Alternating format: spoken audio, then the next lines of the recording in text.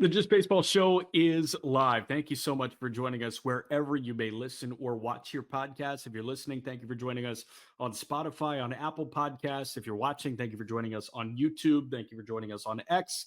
And also, thanks for hanging out with us on SportsGrid. Happy Christmas week. Jack McMullen, Aram Leighton. Just Baseball Show, as always, presented by BetMGM. We have so many headlines that we need to get into, and we're going to go not rapid fire through them, but we're going to stick on the big ones. Wilson Contreras is the newest member of the Boston Red Sox. Shane Baz is the newest member of the Baltimore Orioles. There were like a billion guys move for Shane Baz. We're going to talk about those billion guys. We also saw Munetaka Murakami sign with the Chicago White Sox at a price point that was jaw-dropping in an interesting way. Also, Michael King back in San Diego. They signed another guy as well. We'll talk about all of that. I'm really excited, and I'm excited, Arm, to start with Wilson Contreras because that was the move that I felt like everybody saw coming, yet they were always, the Red Sox were always searching for these greener pastures. They were pushing. They were in the Ketel Marte sweepstakes. They were in these other conversations, and then they come back to the sitting duck guy who's a really good baseball player, but was sitting on a team without much direction for 26. It just felt like this could have happened 3 weeks ago. Yeah, and you never know like what else was out there or what they were considering. But yeah, I love settling. Settling's the wrong word. I love landing here, right? I mean, Contreras, yes, 33 years old, going to be 34 years old within the first month or so of the season. So you do wonder, how his game will age in the next couple of years. But he's not in the squad anymore. He's playing first base. So I think it's going to age pretty well. And the guy flat rakes, like he just flat out rakes. And we've seen it year over year over year over year. He's a career 122 WRC plus. And I know that like it was popular. A lot of people were throwing out numbers of how similar, he is production wise to Pete Alonso. Obviously, I'm going to take Pete Alonso's run creation a little bit more, but there is merit to the point of like, hey, this guy is quite valuable. And I think it's kind of got lost in the shuffle between the catching, not catching thing, the Cardinals not really being overly competitive the last couple years. And I just honestly just feel like his really solid numbers just not standing out in one particular area. Like you see 20 homers and you see decent batting average, decent OBP. And I don't know, maybe nothing jumps off the page. I think it's become almost underrated how productive he's been. And he was cheap to acquire because he did come with a contract, understandably a fair one, but he came with some money on top, which they were actually able to get included on the deal. I think it worked out really well for the Red Sox. Yeah, so the full move was he was acquired from St. Louis to Boston. He goes from St. Louis to Boston along with $8 million cash over the next 2 years in exchange for Hunter Dobbins, Yoiker Fajardo, and Blake Aita. The contract details for Wilson Contreras, he's making $18 million in 2026. Of the 22 that he's owed, 4 will come from St. Louis, so Boston will pay him 18. Boston will pay him 17 in 2027, and St. Louis will cover the other 4. So they eat 8 of the remaining 41 million. I think that's what that math comes out to. And then in his age 36 season, Boston has a club option at $20 million for Wilson Contreras. To your point, he's not in the squad anymore. This guy still, into his early to mid-30s, has this violent swing. Peyton Genis with us, obviously, doing a great job producing the show. Podcast P is what we're rolling with for Peyton Genis. But I want you to flash that bat speed leaderboard again because Jay Hay, who does great stuff at Baseball is Dead, put this out. Fastest average bat speed for a right-handed hitter during the 2025 season. Junior Caminero at 78.5 miles an hour. Joe Adell was about a mile an hour slower than that. Aaron Judge, Vladdy Jr., Julio Rodriguez, then Wilson Contreras. What do all these guys have in common? Junior Caminero hit 40 homers at 22 years old. Joe Adell was flirting with 40 homers. Aaron Judge just won the MVP. Vladdy Jr. can get into him as well as really anybody in baseball. Julio Rodriguez is a physical specimen that we're waiting on making the jump from star to superstar. And then you've got Wilson Contreras. This guy got a 5-year, near $90 million deal from the St. Louis Cardinals after his time came to a close in Chicago.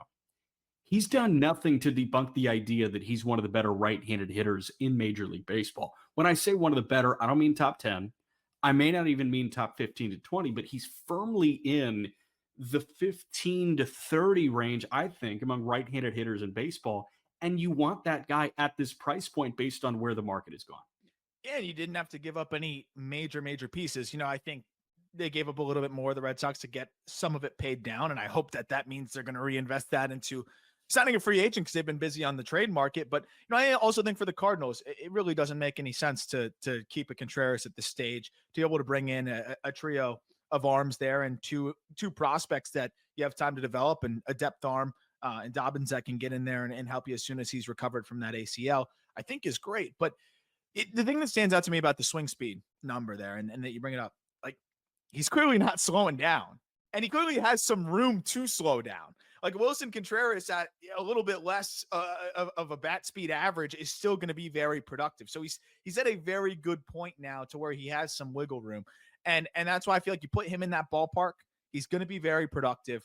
And again, some of the other first basemen that may have been available, or either you would have had to spend some money on the free agent market and take a chance, like an Okamoto, who you don't know how that's totally going to, translate coming over from Japan, or you're going to have to give up a little bit more prospect capital. And what are the chances that any of those other players available are going to be a high probability 120 WRC plus or better? Like, that's almost the floor for Contreras. And I don't know how many other available bats, especially right-handers, in the market right now that you could acquire. And that's why I was surprised that Contreras wasn't a more popular trade candidate. I'm with you. I will say the main pushback that I immediately saw from the Red Sox fan base last night was, why couldn't they just pay Alonso? If you were going to take on a guy on the other side of 30 years old to play first base for you in a right-handed bat, why don't you just pay Pete Alonso? Number one, Craig Breslow has not shown an affinity to pay free agents. What he would rather do is acquire you via trade and then extend you. I think Garrett Crochet is the perfect example of what this guy wants to do, where he knows what he's getting. He has a couple of years of control as a buffer, but then he also uses that as leverage, quote unquote, to maybe drop your total price. If Crochet hit the open market, Garrett Crochet is probably getting $300 million. He got in at sub 200, and he did that by acquiring Crochet with 2 years of control. So I feel like that's the way that Craig Breslow wants to go about acquisition and extension. It just felt like this was a way cheaper option. Oh, yeah. And I bet you he didn't feel like the drop-off was that staggering from Alonso to Wilson. No, and from a production standpoint, it isn't totally and I think that's the interesting component to it. Again, I'd rather have Pete, but I can promise you that their internal model valued Wilson Contreras at this contract at what, 3 years does it come out to? What did we say, 35? Or so it's 2 years, 35 million with the option for a third at 20 million, right? Yes. And then a buyout that'll probably kick it up a little bit higher. But even with the age considered, I do think that models will probably point you towards taking that on a lot less risk. And especially with the defensive side of things too. So yeah, I think it's a great ad for the Red Sox. They have a little bit more work to do, but especially to get a right-hander. And then now you can potentially, cook in free agency. You got Sonny Gray paid down a little bit. You got Wilson Contreras paid down a little bit. The Cardinals, I applaud them being willing to pay these guys down a little bit to maximize the return. Chaim Bloom, very clearly targeting arms, and they get some intriguing ones at that. And I think that's the part of kind of rebolstering this farm system here. But at the same time, the Red Sox, I think for this offseason to be a complete success, they need to sign somebody. And it could just be bringing Bregman back, but they need to sign somebody, especially after getting both of these deals paid down a little bit. We got about 70 seconds left on this segment. What do you feel like is the logical next step for them? Do you look at the lineup and say they need one more bopper? Or I personally look at the rotation of the bullpen and I say the rotation could probably use one more guy and the bullpen could probably use two more guys. And then you have that side of the coin fortified. Yeah, and I feel like some of their confidence is in just being able to plug guys into there. But I agree. I wouldn't mind seeing one more arm in that bullpen. And potentially one starter. But I think and I know Red Sox fans don't completely agree. I think Bregman's got to be back. I think he adds a component veteran-wise. I know Contreras now helps that, but adds a component veteran-wise. He was banged up. He was so good in the first half. I think he's going to continue to rake there. I think Bregman coming back would be huge for them. And again, we talk about ballpark fit, and everybody wants to talk about, and you mentioned it, like the Wilson Contreras ballpark fit is great. The Isaac Paredes rumors about Boston being interested in Paredes, great. Ballpark fit, it's awesome. He called the Crawford boxes home. He called the Trop home. And Alex Bregman, obviously that worked to his advantage. So we'll see what the next step for Boston is, but this was a really fun and exciting yet, I think, with them acquiring Wilson Contreras from the St. Louis Cardinals. More than just baseball show when we come back. When it comes to NAL, money does buy you talent, but it doesn't buy you chemistry, leadership, and wins. Look at St. John's, Kentucky, how they're battling. You need the right mix of experience, youth, and new blood if you're going to really tackle the transfer portal market in NIL and win consistently. College basketball today, only on SportsGrid. If I told you 25 years ago that you could bet $1,000 on whether or not the Miami Dolphins would go 25 years without a playoff win, that probably would have returned 10 mil, if not more. Oh, yeah. Like if you could do that on Kalshi right now or on Polymarket right now and pick any team you want. The Craig Carton Show, only on SportsGrid. Michael Jordan retired at the age of 30 in 1993. He missed the 93-94 season. Furthermore, he came back for 17 games in 1995 when he gave up baseball. And when I mean gave up baseball, he gave up baseball on March 18th and came back to basketball March 19th, which means no ramp up, no training camp, no nothing. Pro basketball today, only on SportsGrid. You ain't buying no tickets. Who isn't? You're not going to Saying these I'm a games. fan. Of course I'm not. There's a fan. What's wrong with you? Yeah, but if you were a fan, I thought you were a fan of the Hurricanes. You're not. They told me. They I smashed told them you. to donate my tickets. Yeah, so I get it. But the fans travel. They have money, believe it or not. It's They amazing. don't. Well, In this economy, but they have money. I don't know. See what Kalshi says about the economy. SportsGrid's college football today. Show rolls on. Jack McMullen, Aram Leighton, Peyton Genus in the background. Podcast P getting after it. We just talked about Wilson Contreras being acquired by the Boston Red Sox from the St. Louis Cardinals. Now I want to talk about an intra-divisional trade, and this happened at the end of last week. Shane Baz, who has so much promise, so much potential, goes from Tampa to Baltimore. Baltimore lands their fish. I don't know if we can call it a big fish, but they do it for a humongous haul. Former first-round pick outfielder Slater DeBrun. Former first-round caliber pick last year, Caden Bodine, the catcher from Coastal Carolina. Michael Ferret, a right-handed pitching prospect that I know a lot of people like. Outfielder Austin Overn, who swiped north of 50 bags last year in the minor leagues. And a competitive balance round A pick that comes right after the end of the first round. The value is immense that Tampa just took on. Baltimore takes on Baz, and we were talking about this a little bit earlier today off camera. You have no idea how to wrap your head around Baz, the pitcher. I have no idea how to do it either. He's got 3 or 4 years left to control. I think it's 4 years left to control. It's 3. I think everyone's confused because he's a Super 2 guy. But okay, so he's ARB 2, ARB 3, ARB 4. Yes. At this point. So Shane Baz has 3 years of control. Shane Baz, to this point, since he debuted in 2021, has 54 starts under his belt. That's a year and a half. And it's taken him 5 years to get to this number. There was Tommy John sprinkled in there, but it's 286 innings at a 4.25 ERA. I understand the underlying metrics look really good. I understand the shapes of the arsenal are really good.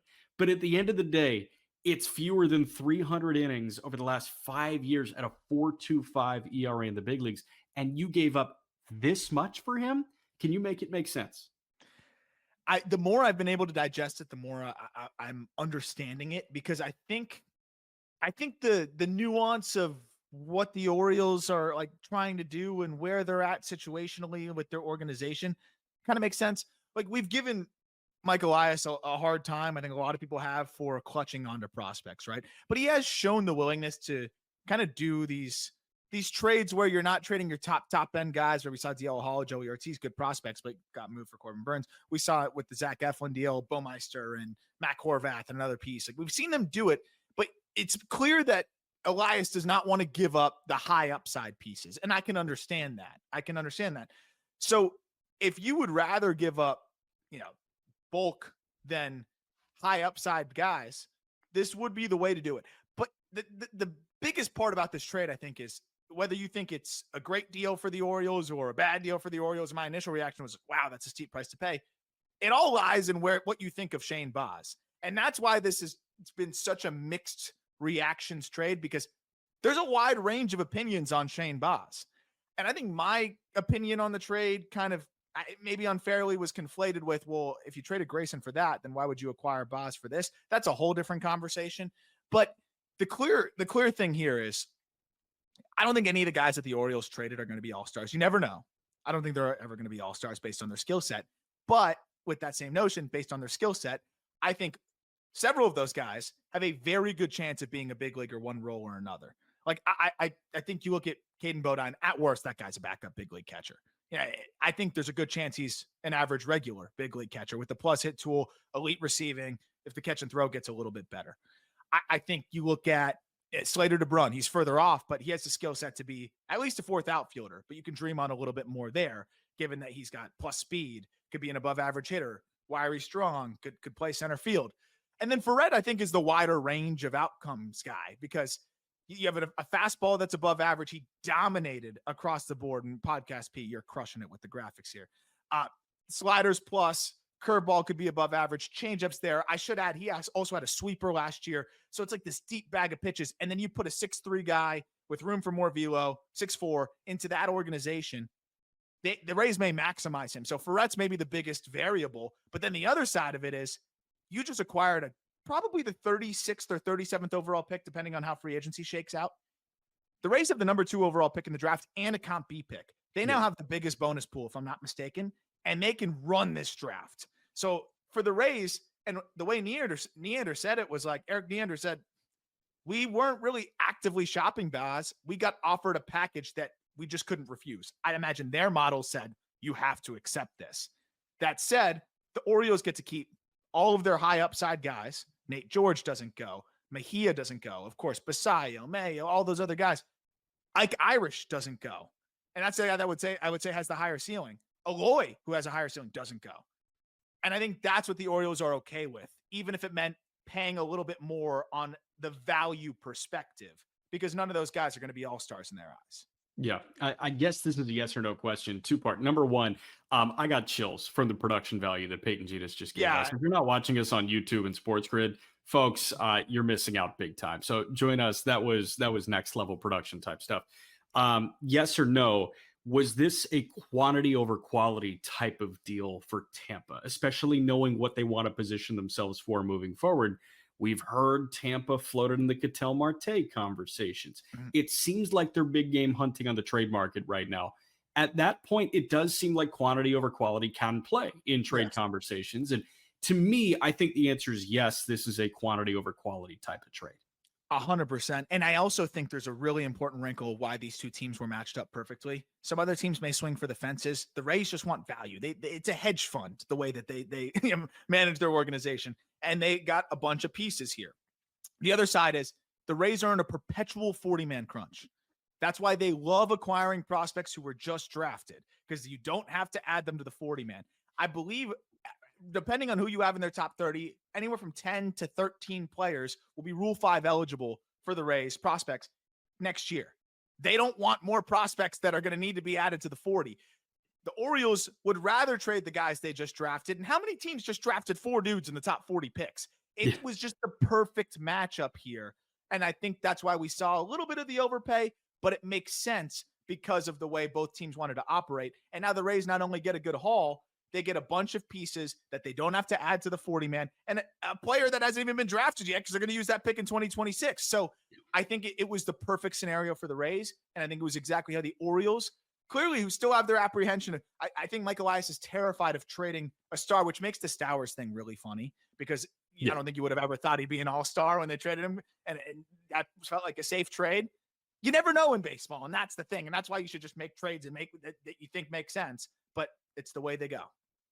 Yep. I'm going to give you about a minute to chew on this, because the trade market is absolutely alive right now. And we are going to talk about the 3-team deal between the Pirates, the Rays, and the Houston Astros on the other side. But I also want your immediate take on what we just learned. Jeff McNeil, according to ESPN's Jeff Passan, is headed to Sacramento. Jeff McNeil is going to be an Athletic, and he fills out that infield beautifully. More on that in a little bit. McNeil is going to New York. We're learning a little bit more about this return. as it creeps forward, but I want Jeff McNeil thoughts when we come back on the other side of this break. You're watching and listening to the... For those of you who have never watched, we could easily just call it true or false, but we got creative because that's what we do. We create content here on the show. We call it buy or sell. Tucker will lead the Bucs in touchdowns this season. I never, ever would have thought that this would even be a buy or sell, but here we are. It had to be frustrating last night that he stole the one, right? Got the goal line carry there. I don't know when he became the goal line back, but he is. That being said, this is a pretty easy buy for me. I mean, he's got 6. Rashad White has 4. You want to guess how many Bucky Irving has, Craig? How many touchdowns do you think Bucky Irving has this year? You're close. You're close. He's got uno. Yeah, easy buy. Yeah, they're using him near the goal line too. I did see some metrics that said that Irving has a hard time getting in the end zone, by the way. When it's close, he usually scores from outside. So it does appear that Tucker will lead the team in touchdowns this season. All right, 2 players that are going to be drafted inside the top 5 in fantasy. I probably could say, honestly, George, inside the top 3 in the first round of fantasy football next year. Jahmyr Gibbs will have a higher ADP than Bijan Robinson next season. Gibbs, I think, is close to your number 1 next year. I do. I think we'll trust him more than McCaffrey because he stays healthy. I'm assuming PPR when he catches so many balls, so does McCaffrey. But we love the Detroit offense here. I don't think you can go wrong with any of these guys, by the way. All right, I'd be happy with all of them. But I think me personally, if I had, it was Gibbs, McCaffrey, which I think is really your 1-2 there. I'm going Gibbs. No, and I think I think next year's number 1 fantasy draft pick. It's not that it's going to be bad. I just think there's a lot of variation going into next year. I could see any of 3 or 4 players as of right now going number 1. I would have said Jonathan Taylor, but he slowed down. Fantasy Sports Today. Friday, starting at 3 p.m. Only on SportsGrid. Baseball show, Jack McMullen, Aram Leighton. Something just crept across our desk. ESPN's Jeff Passan reports that the A's, the Athletics, are acquiring Jeff McNeil from the New York Mets. I look at this A's infield moving forward, and I see a perfect fit for Jeff McNeil. We know that Nick Kurtz is probably a top 3 first baseman in Major League Baseball going into next year, at worst top 5. You see an all-star shortstop as a rookie in Jacob Wilson. That feels really good. And then you see the DH of Brent Rooker. That outfield looks really sharp with Soderstrom in left. He was a Gold Glover. Lawrence Butler in right. You've got Denzel Clark, an all-world defender, in center. And then you look at second and third and say, okay, there's some room for improvement here. A young Max Muncy. No, not the Dodger Max Muncy, the other Max Muncy at third base. And then you also have Zach Geloff slated to play second base. Jeff McNeil is far better than Zach Geloff. Jeff McNeil makes an already fun lineup really darn fun, and there is compensation cushion coming back with Jeff McNeil to Sacramento. This is a fun fit in Sacktown, dude. I love it. You get a veteran in the fold here, and a guy that, I mean, offensively is going to be rewarded more out there. And you squeeze out a little bit more slug with Jeff McNeil, and all of a sudden that's a pretty fun, offensive skill set there. He hit 14 home runs last year, and he can air it out to the pull side a little bit, and it's going to be rewarded even more in Sacramento there. So if he could push to 20, which I don't think is crazy, all of a sudden you've got a really productive player who had a 770 OPS this past season. Like, McNeil looked a lot, I think, stronger overall. What I also like is you can plug him in different spots. If Denzel Clark is really struggling, McNeil can go out there and fill in center field.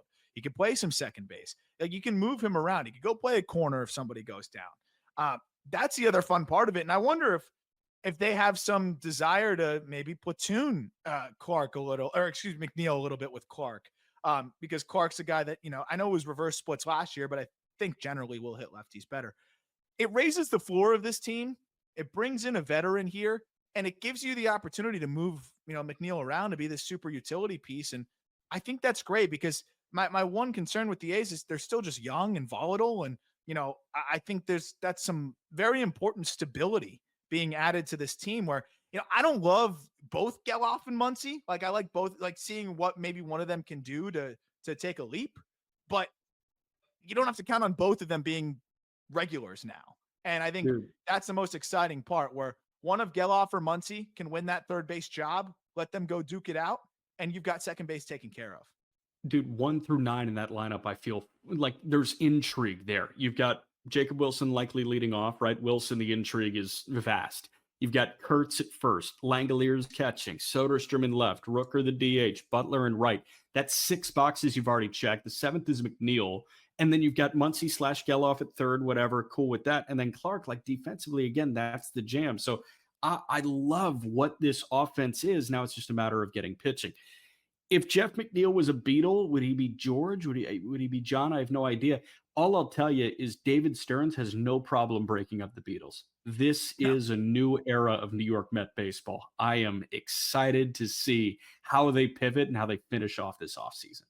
You got to have more success to be Beatles comps, though, right? Like even people make fun of my like, Beatles back in the day with the big 3. Maybe, yeah. I'm trying to think which mid-level band member could Jeff McNeil be? Is there somebody in not even the Who, because the Who's an all-time great too. I'll think of a band. But I that's the fun part though, is I think with the Mets, it needed to be shaken up. I think they're clearing. I don't know how much money they're kicking in, but they're clearing $1 at least, right? So like, I don't think they're eating the whole thing, and we'll see if that's just clearing up even more money to potentially go make that Kyle Tucker push or somebody else yet. So I'm excited about it. I think it's better for McNeil, and I think it could give him an opportunity to kind of fill a different type of role over there. And I think we've talked about it. That Mets clubhouse needed to be shaken up, and it clearly is being shaken up. But what I love, the last thing with McNeil is your primary second baseman. There's a good chance that Clark just doesn't hit enough. And if he doesn't, as you search for that center field replacement, at least McNeil can go plug in out there as well. So he's good insurance for center. He's good for your everyday second base job. And now you can have 2 players compete for that third base job. And I have a higher degree of confidence of one of them, being able to win that third base spot. They wouldn't do it. We've got about a minute left in this segment, but do you think the fit in center long-term for the A's, if it's not Clark, is internal or external right now? Because you look at guys like Bolte and Colby Thomas that have put up really good minor league seasons to this point. But I'm also like, in a perfect world, this lineup is objectively one of the top 10 most fun lineups in baseball if they add a Harrison Bader. I don't think they add a Harrison Bader this offseason, but it would be such a fun fit for them, and it would feel like no stone is left unturned in this lineup. Oh, I'm with you. I think it would be the best way to try to really compete this year. But I also love the idea of just having a revolving door and just seeing who sticks, right? Like, hey, Bolte, you're tooled up too. Let's see if you can stick. If you don't hit enough, all right, Colby Thomas, come on down again. All right, Denzel, we'll give you another shot. And you just hope one of those guys hits enough. But I think you could ride that hot hand with a fun trio. We will absolutely see. Okay, big time signing by the White Sox. Also another trade we want to get to in a moment on the Just Baseball Show. I'm just saying, if I were a good NFL head coach, if I were a hot offensive coordinator, and that coaching cycle's going to come around, and they're like, hey, do you want the Giants job? Or do you want the Michigan job? I think the Michigan job is much better. Game time decisions. Only on SportsGrid. Look, the trend continues to go to Blake Corum. He's still available. I can't believe he's still available. So if you have Kyron Williams, you got to have Blake Corum on your roster. And if you don't have Kyron Williams, I think you still want Blake Corum on your roster. You got to have these insurance policies on your roster at the very least. Even in a shallow league, if Blake Corum's floating out there, don't let him float out there. The last thing you want to have happen is for him to end up on some other team and then taking you the next couple weeks to win a championship. Fantasy sports today, only on SportsGrid. They went all in with the Sauce Gardner trade, right? All in. Give you a couple of number 1 picks here. Then Daniel Jones breaks the leg, and then he tears the Achilles. All right, you're signing Phillip Rivers. Are you kidding me? I mean, by the way, you know what hasn't been talked about enough? Sam Ellinger decided he didn't want to come play for the Colts. Why? You would have been. I know Denver activated him to the roster anyway, but he would have been maybe a starting quarterback this weekend. Pro Football Today, only on SportsGrid. Football contest season is back, and so is the Las Vegas Football Contest Show. Season 2, the sharpest football contest show in the land. Focusing on all 3 Circus Sports contests and the Westgate Superbook Super Contest, we handicap the games and release our contest picks every week of the season. Featuring Super Contest champions Brady Cannon, James Salinas, and former NFL player Mike Pritchard, All Team will have you prepared this season like none other. Check us out every weekend right here on SportsGrid. Rolls on, as always, it is presented by BetMGM. Happy holiday week, everybody. We were just talking about the Jeff McNeil deal that sent McNeil to Sacramento to play for the Athletics, and the Mets will be getting a rookie ball arm and cash back. Or the Mets are also sending cash with McNeil. They get a rookie ball arm back from Sacramento. There is a 3-team trade that I want to get into real quick, and then we'll talk about Munetaka Murakami signing with the Chicago White Sox. The 3-team trade that I wanted to get into is the one pertaining to the Rays, the Pirates, and the Astros. And this was pretty active last week, and it seemed like a lot of people had a take on it, and I can appreciate the takes on it. But the trade sent Brandon Lau to Pittsburgh, along with Mason Montgomery, the reliever, and Jake Mangum.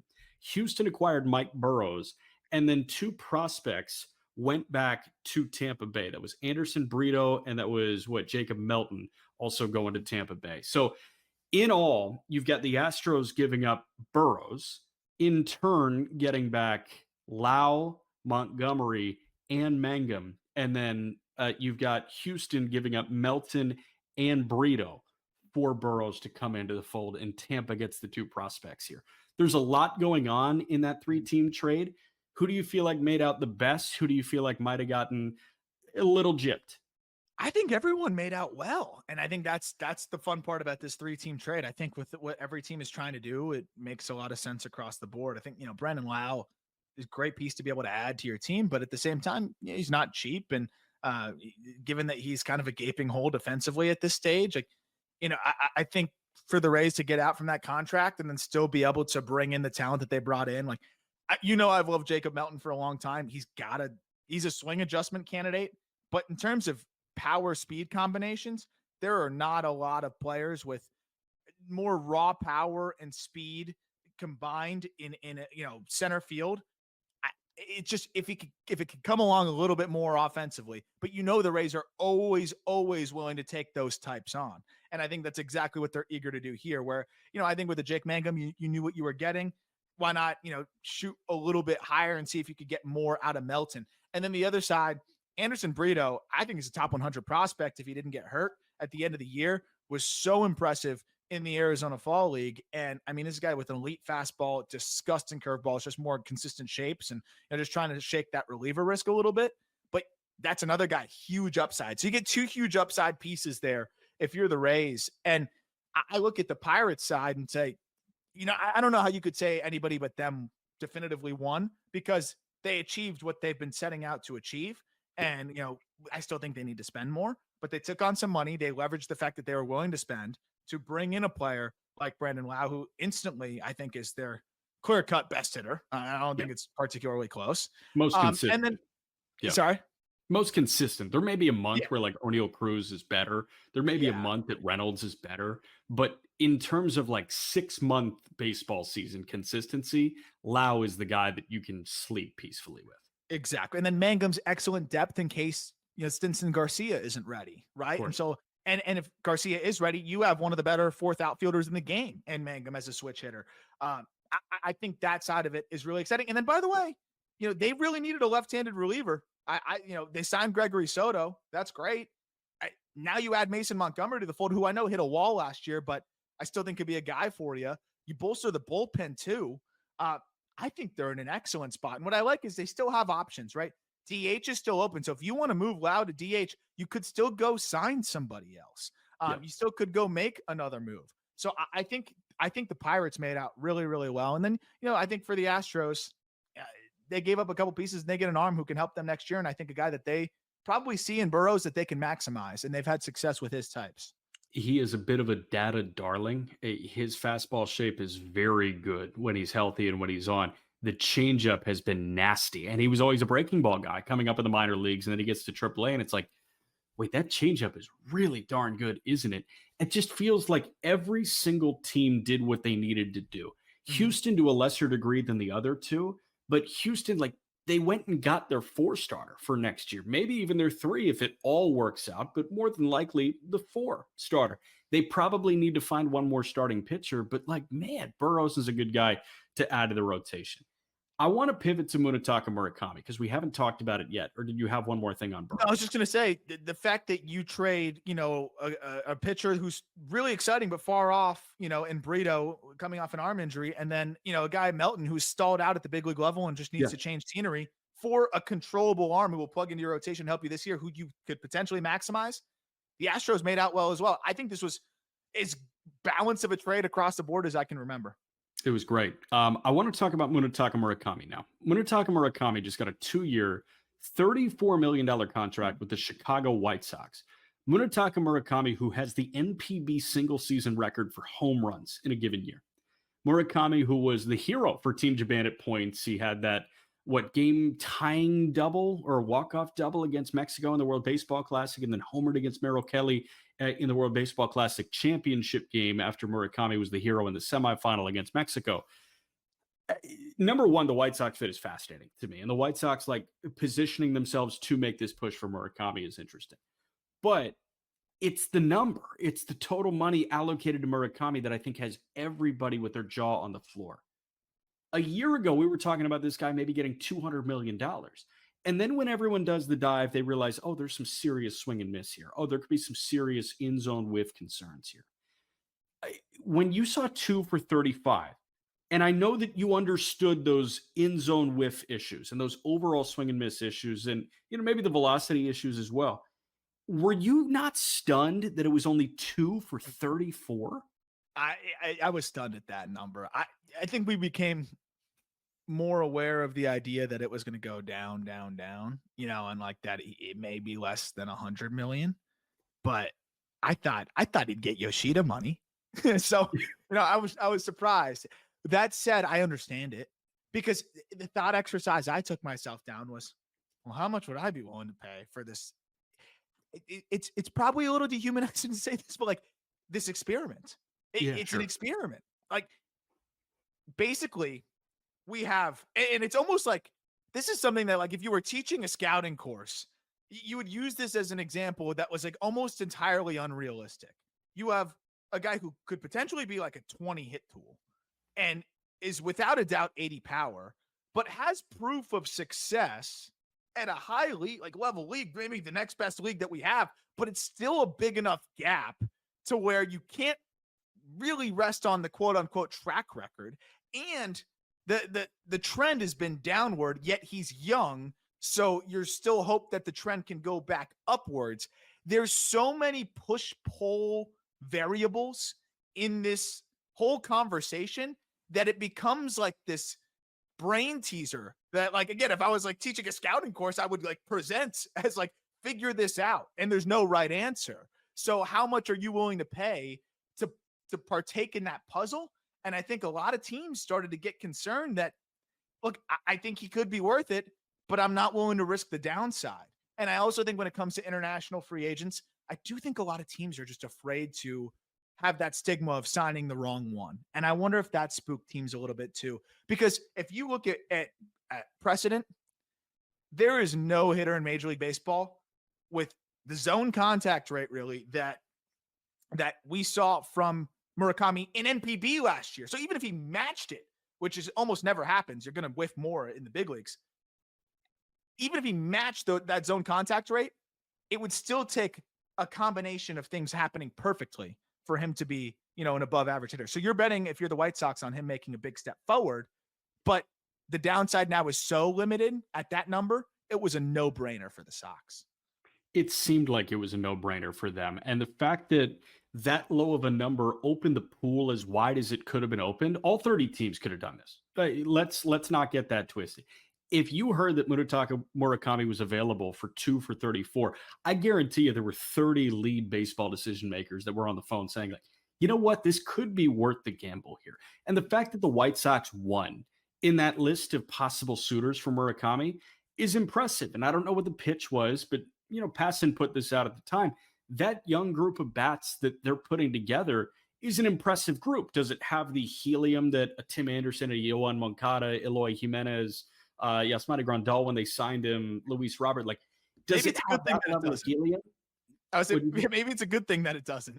Yeah, it probably doesn't, but like the safety is just there. And I'm really looking forward to seeing how this all plays out. And again, heard nothing but great things about Murakami, the guy. Hopefully it's a great fit for them on the south side of Chicago. Football contest season is back, and so is the Las Vegas Football Contest Show. Season 2, the sharpest football contest show in the land. Focusing on all 3 Circa Sports contests and the Westgate Superbook Super Contest, we handicap the games and release our contest picks every week of the season. Featuring Super Contest champions Brady Cannon, James Salinas, and former NFL player Mike Pritchard, all team will have you prepared this season like none other. Check us out every weekend right here on SportsGrid. They went all in with the Sauce Gardner trade, right? All in. You get a couple of number 1 picks here. Then Daniel Jones breaks the leg, and then he tears the Achilles. All right, you're signing Phillip Rivers. Are you kidding me? I mean, by the way, you know what hasn't been talked about enough? Sam Ellinger decided he didn't want to come play for the Colts. Why? You would have been. I know Denver activated him to the roster anyway, but he would have been maybe a starting quarterback this weekend. Pro Football Today, only on SportsGrid. Michael Jordan retired at the age of 30 in 1993. He missed the 93-94 season. Furthermore, he came back for 17 games in 1995 when he gave up baseball. And when I mean gave up baseball, he gave up baseball on March 18th and came back to basketball March 19th, which means no ramp up, no training camp, no nothing. Pro Basketball Today, only on SportsGrid. If I told you 25 years ago that you could bet $1,000 on whether or not the Miami Dolphins would go 25 years without a playoff win, that probably would have returned 10 mil, if not more. Oh, yeah. Like if you could do that on Kalshi right now or on Polymarket right now and pick any team you want. The Craig Carton Show, only on SportsGrid. Is back. We were talking Munetaka Murakami getting his 2-year, $34 million contract with the Chicago White Sox. I want to wrap up thoughts there, and then I want to push to San Diego, because San Diego is another team that, wasn't necessarily going to go big game hunting, but they did bring a guy back, and they made an intriguing signing as well that came from the KBO, not from the NPB. But wrapping up thoughts on Munetaka Murakami, he's immediately going to play first base for them. And the White Sox core of bats moving forward, you have 2 catchers that you feel really darn good about, Edgar Quero and Kyle Teal. Teal was better at the major league level than Quero was, but 2 guys both showed a ton of promise. Colson Montgomery is playing short or third for you, regardless of which one it is. And then you've got Murakami in the fold. You've got Braden Montgomery on the way up as well. Chase Mydroth solidified himself as a serviceable player moving forward. I don't want to say there's a lot to really like with the White Sox, but you can see the vision of what Chris Getz has been building for the last year and change. There's a reason to go to the ballpark. Yes. And there wasn't last year. That was one of the more boring games I'd been to when I went to go catch a Whites. There just wasn't much to watch at certain points. In the back half of the year, it was a lot better. This was in the front half. I have some optimism now, because I was very skeptical that Colson Montgomery was going to get to a point where he was going to make enough contact. He had some pretty significant zone whiff issues in the upper minors, last year and the year before that. And the fact that he made the leap that he made, Kyle, and I don't know how much credit you can give to now the White Sox development side of things, but the fact that Vargas has turned himself into a good hitter after a lot of struggles before the trade, Kyle Teal making the transition into the big leagues the way that he has, at least there's an argument that the White Sox are doing a better job at preparing their hitters than they have in recent years. And there's clearly better things happening there. Quero, I thought, was really solid overall. So I think this is a very exciting time.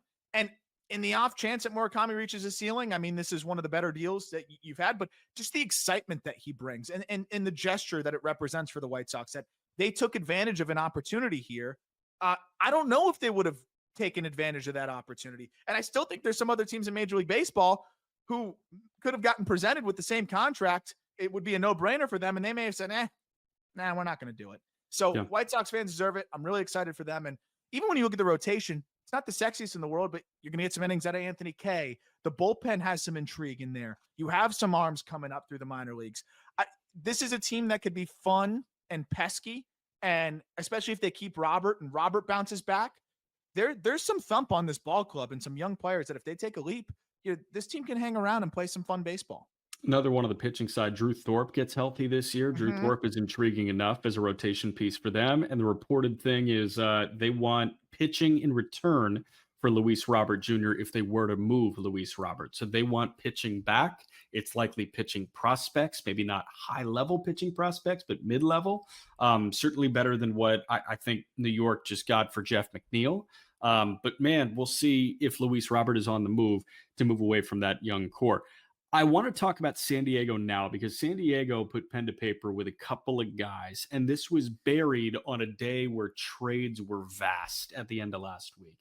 San Diego re-signed Michael King. Michael King is back in a Padres uniform on a 3-year, $75 million contract with San Diego.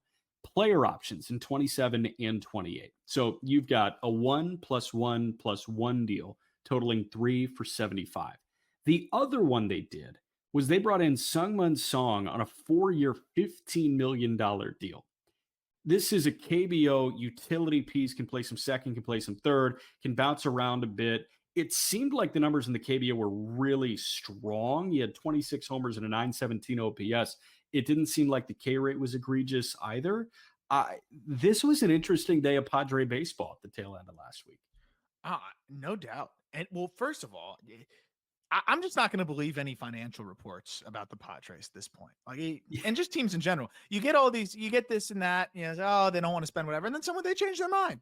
The owners change their mind all the time. And I know it's a little bit more complicated in San Diego, but it still always boils down to these are all billionaires. And I can promise you they don't need to downsize one of their homes if they do want to sign Michael King. So sometimes they change their mind, say, screw it, let's go for it. And that's exactly what happened yet again. I also think they took advantage of a situation where I think King was happy to come back and likes pitching there. And I don't know if anybody else was going to give King opt-outs at each year because this gives King the opportunity to maximize his earning potential. And honestly, it's a very aggressive, risky contract for the Padres because if King continues to get hurt, he can just pick up the player option and hold them hostage for multiple years. But I love it. Not my risk. Don't care. Go for it all. You might as well keep doing it if you're AJ Preller. I don't know if I want to. Do you want to stay on King? Because I also, I think the other signing is slam dunk, no brainer. Love it. I just want to stay on King for a moment more because even if you do get hampered with, let's call it 2 years and $50 million on Michael King. If he's hurt again this year and it's like, okay, 27's a wash, 28's a wash. Number one, we don't know how much baseball we're going to get in 2027. And part of that lies on the Players Association. So we'll see what that 27 number looks like. But I think Michael King is looking at this saying, okay, do I take 2 for 50 or do I opt out after this year? There are so many simulations where he just opts out and he hits the open market and he gets $100 million. The other thing is, if you're hampered with this, I think San Diego, it's a tough pill to swallow, but I think they're okay swallowing it because what they've gotten from him is this steadying force when he's been on the mound for them. 2 years in a Padres uniform, it's been 250 innings at a 3.1 ERA. He's been one of the better pitchers in Major League Baseball since the start of the 24 season when he's been on the mound. So I think they're okay taking that on. But we do have about 90 seconds of this segment. I want to pivot to Sun because this, you're right, slam dunk. It makes perfect sense for a team whose bench was, not sugarcoating it, awful last year. Next level terrible. Their bench got better. Well, and I like him a lot. It's going to be a question to see how he can handle the secondaries, big league secondaries. But what I like is you have the floor, I think, of a guy that can move all over the infield. He can play third. He can play second. He can play first. But on the other side of it, he flashed above average pop. He's the only hitter to take Cody Ponce the MVP twice. He was the only player to do that. There you go, Peyton, with the tweet. And I think there's a lot to like here. If it all works out, he's an above average bat and I think can fill that Jake Cronenworth role. If not, he's a solid bench piece and you're not paying him a ton of money. And I do think that he makes Cronenworth expendable. It becomes a matter of, can you move that contract? But I think he can fill that Cronenworth role excellently. And if he does that, now you can go move a Jake Cronenworth and you've got a really solid piece here. Yes or no? Brief reason why. Can they move that Cronenworth contract? I think if they pay it down a little bit, they can. I think so too. I don't even know if you have to pay it down because what this guy still gives you defensively, it's not enough, but like, there's a team out there that I feel like is willing to take on that risk because it's not like it's this egregious contract. It's long, but it's not like you owe this guy 25 or 30 over the course of a given year. So I think, yes, it's movable. It's way more movable, and you can get a prospect back if you do pay that down. We're going to wrap up the show with the reliever market in a moment. Coming back to close on the Just Baseball show. They went all in with the Sauce Gardner trade, right? All in. You get a couple of number 1 picks here. Then Daniel Jones breaks the leg, and then he tears the Achilles. All right, you're signing Phillip Rivers. Are you kidding me? I mean, by the way, you know what hasn't been talked about enough? Sam Ellinger decided he didn't want to come play for the Colts. Why? You would have been. I know Denver activated him to the roster anyway, but he would have been maybe a starting quarterback this weekend.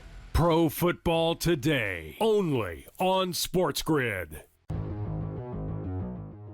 Look, the trend continues to go to Blake Corum. He's still available. I can't believe he's still available. So if you have Kyron Williams, you got to have Blake Corum on your roster. And if you don't have Kyron Williams, I think you still want Blake Corum on your roster. You got to have these insurance policies on your roster at the very least. Even in a shallow league, if Blake Corum's floating out there, don't let him float out there. The last thing you want to have happen is for him to end up on some other team and then taking you the next couple weeks to win a championship. Fantasy Sports Today, only on SportsGrid. I'm just saying, if I were a good NFL head coach, if I were a hot offensive coordinator, and that coaching cycle's going to come around, and they're like, hey, do you want the Giants job? Or do you want the Michigan job? I think the Michigan job is much better. Game time decisions, only on SportsGrid. You ain't buying no tickets. Who isn't? You're not going to these I'm a games. fan. Of course I'm not. There's a fan. What's wrong with you? Yeah, but if you were a fan, I thought you were a fan of the Hurricanes. You're not anymore. They told me. They smashed I told them to donate my tickets. Yeah, so I get it. But the fans travel. They have money, believe it or not. It's They amazing. don't. Well, somebody's in this got economy, money. in this economy, But they have money. I don't know. See what Kelsey says about the economy. SportsGrid's College Football Today. Wherever you do get your podcast, Jack and Aram. I want to hit on the reliever market because it got moving last week and into this week. And it started with a 2-year deal for Luke Weaver to join the New York Mets. I want to hit on a couple of guys. Weaver, Brad Keller, Matt Strom, who was acquired from Kansas City via trade. But this 2-year, $22 million deal for Luke Weaver to the New York Mets, followed by a multi-year deal for Brad Keller. Luke Weaver is a really good fit for really any bullpen. And we talked about this last week, actually, when Ryan Finkelstein and I played GM for the New York Mets. There's still plenty of time to fill out a bullpen and fill out a really good bullpen. Even if you lost Edwin Diaz, New York had this opportunity to throw $20 million at 3 different relievers and call it a day. Devin can close. They're banking on a bounce back from Devin Williams. They're giving him $50 million to do so. Not seeing Tyler Rogers come back was interesting to me. That felt like a guy that threw really well for them. It was a good fit in New York, but Toronto ponied up and gave him 3 for 37. But if you find guys on 2 for 22, like Luke Weaver, if you get Pete Fairbanks on a 2 for 28 deal or a 3 for 30 deal or 3 for 35, whatever he may command, they can fill out a really good bullpen still. And this felt like it was the Mets' start to filling out a good bullpen. Yeah, it becomes here's the interesting question. Like, would you rather have Devin Williams, Luke Weaver, and let's just say for the sake of the conversation, Fairbanks, or one Edwin Diaz? And I think given where the Mets bullpen is at, I think I'd rather have the trio. And also it's a lot of eggs. Diaz was so awesome, but it's a longer term deal, and he's gonna age a little bit. And he's come back from a serious knee issue, but we've kind of seen some ups and downs a little bit with Diaz. I think it's a great addition by the Dodgers, but I can understand the quantity over, and quality is the wrong word because these are quality guys. And Devin Williams is one of the best relievers in baseball over the final couple months. So like, don't get it twisted there either. I don't hate the approach by the Mets to go for, if they do sign another, go for a trio, then putting all of the eggs in the Diaz basket. Because I think the way they looked at it is, okay, you keep Diaz, you retain him. You still got a lot more work to do, and maybe now you don't have as much budget to work with on that bullpen because they still want to go spend on the offensive side of things, as far as we know. New York was looking at a rebranding of their roster, and this is the way to do it. Not by volume shooting, but by acquiring a bunch of people that can do a really good job instead of one guy that can do a great job, and then you're scrambling to figure out the other 3 innings that you have to allot for in a baseball game. And I think their starters not being able to work past the 5th inning last year, with the exception of Peterson and McLean at the tail end, that showed all the holes that David Stearns needed to see. Hey, we can have a superstar closer, but we need more than that in a bullpen. We need 8 guys to fire on all cylinders, and they got one. Moving to another team in the NL East, again, Brad Keller signed an identical deal. 2 years, $22 million. He was initially fielding interest as a starting pitcher. He opts for the Jeff Hoffman thing where it's like, I'm a starter. No, you're a reliever. Okay, yeah, I'm a reliever.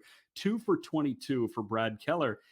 It's a good fit for Philly. They immediately moved Strom. It makes a lot of sense that they would go get Brad Keller there. Yeah, I think knowing that they were going to move Strom, I joked about on the call up, but maybe the first middle reliever to ever be moved due to like maybe just some clubhouse disagreements is pretty funny. I've never heard of a middle reliever making that kind of issue. But they have Alvarado now for the full season and eligible for the postseason after that suspension last year. So should be fresh. Jose Alvarado should be fresh this year. You got Tanner Banks as well. So you still have your 2 lefties. They went out and got McCambly in the Rule 5 draft too. You and I, sad to see him leave the Marlins, but very happy and excited for him as well. And then you add another, I think guy that you can pitch more at leverage now. Duran, Alvarado, Keller, Kerkering, I like them all in leverage. And then you already backfilled a little bit with some of these other guys. So to get Bolin back as a middle relief guy that you could use as a swing man. Again, McCambly in the Rule 5. They're done. They're good. They're bullpen set. And they were even able to subtract a guy in Strom. So I think they're in a great spot. And I love the signing there. Keller was awesome last year. And the Cubs, they don't get as far as they got without him. No, not even close. We got about a minute left. Quick thoughts on Matt Strom joining the Kansas City Royals via trade. Again, it was Strom for Jonathan Bolin. Matt Strom, what he said after the DS, be darned, I guess, to a certain extent. He joins a Royals team that is looking to compete, and this guy is one of the more productive and consistent relievers in baseball over the last bit. They needed a lefty too. I think we talked about it a little bit, I think, on the show in the past. Like, you have Daniel Lynch. That's probably not a guy I'm trusting, in leverage. That's more of like a mop-up swingman type. Who's the lefty other than Lynch in that ball? There was nobody. So to go get a lefty that also, like, forget just that, he's probably your 3rd best leverage arm now too. You got Estevez and Urseg. So not just the left on left side of things, also just, hey, late innings. He might have to pick up a save here and there too. He had 6 last year. Yeah, I love it. I love it for the Royals, and I think it bolsters that bullpen nicely. They could have added another guy, but they also added Mears. So I think they've done a good job of kind of solidifying this bullpen. Then Alex Lang on a bounce back opportunity here as well. I think they've set themselves up for more upside with that pen as well. Some seriously good stuff. Huge thank you to Podcast P. That's Aram. I'm Jack. Hope you guys enjoy. We're going to have one more Just Baseball show leading us into Christmas, but everybody enjoy the holiday. And thank you for watching on SportsGrid. It's been the Just Baseball show. If I told you 25 years ago that you could bet $1,000 on whether or not the Miami Dolphins would go 25 years without a playoff win, that probably would have returned 10 mil, if not more. Oh, yeah. Like, if you could do that on Kalshi right now or on Polymarket right now and pick any team you want. The Craig Carton Show, only on SportsGrid. Michael Jordan retired at the age of 30 in 1993. He missed the 93-94 season. Furthermore, he came back for 17 games in 1995 when he gave up baseball. And when I mean gave up baseball, he gave up baseball on March 18th and came back to basketball March 19th, which means no ramp up, no training camp, no nothing. Pro basketball today, only on SportsGrid. You ain't buying no tickets. Who isn't? You're not going to Say these if I'm games. a fan. Of course I'm not. There's a fan. What's wrong with you? Yeah, but if you were a fan, I thought you were a fan of the Hurricanes. You're not They told me. They I smashed told them you. to donate my tickets. Yeah, so I get it. but the fans travel. They have money, believe it or not. It's They amazing. don't. Well, Look, somebody's in this got economy, money. in this economy, But they have money. I don't know. See what Kelsey says about the economy. SportsGrid's College Football Today.